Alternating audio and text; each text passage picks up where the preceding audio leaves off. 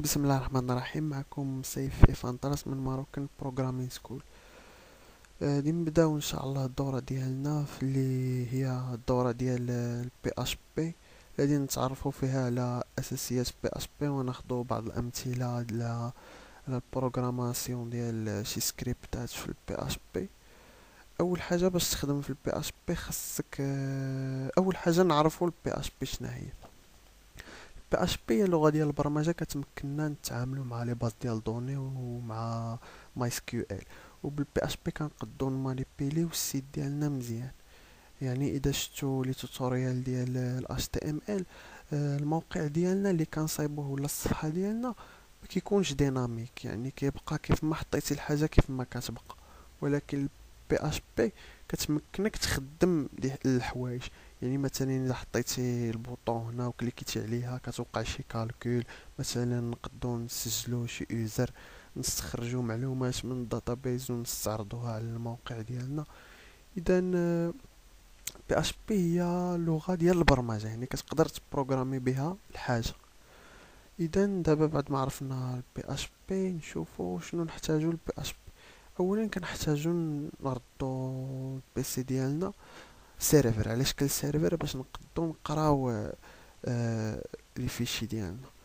اول حاجه نحملو واحد نتيليشارجيو واحد البرنامج. هذا البرنامج اللي الوظيفه ديالو يبدي يحول البيسي ديالك لسيرفر محلي تجرب فيه ملفات البي اس بي ديالك. هذا البرنامج سميتو اكزامب،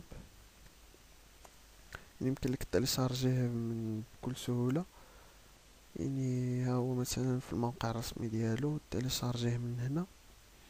من بعد ما كتيليشارجيه وكتانستاليه بالطرق الاعتياديه التقليديه سويفون سويفون سويفون، كتلقى واحد الايقونه على هذا الشكل اكزامبل كنترول بانل. هنا انا حالو هادشي علاش هنا كيعطيك على هذا الشكل. اول حاجه كنديرو هي كنكليكيو على ستار في الاباتشي وعلى ستار في الماي اس كيو ال. كما كتشوفوا خدام خدام. دابا السيرفر ديالنا المحلي ها هو خدام.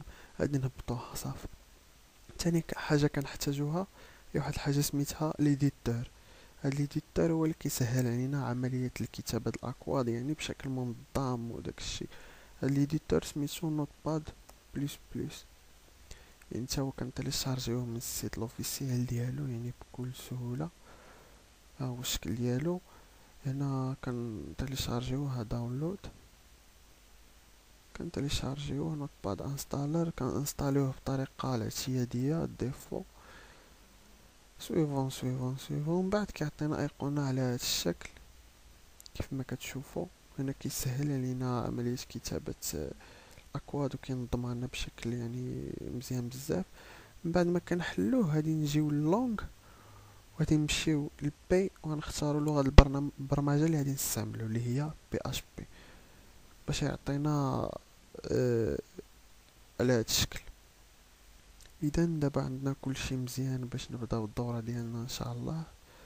اول حاجه خصنا نجربو هاد اكزامبل واش خدام باش نتاكدو. كندخلو ل بوست طرافاي. كنمشيو لديسك لوكال سي. غادي نلقاو واحد الدوسي جديد سميتو اكزامب. غادي نحلوه. غادي نقلبو على واحد الدوسي سميتو اش تي دوكس.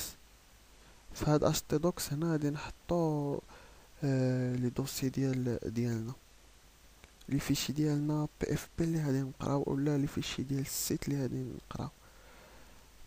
باش نجربو واش خدام غادي نمسح هذا.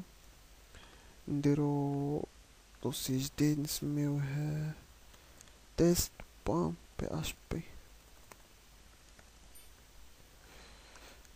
edit by with notepad. غادي ايدي غادي نديرو اي كود هي باش نجربو واش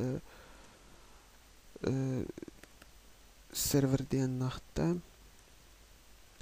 نديرو مثلا ايكو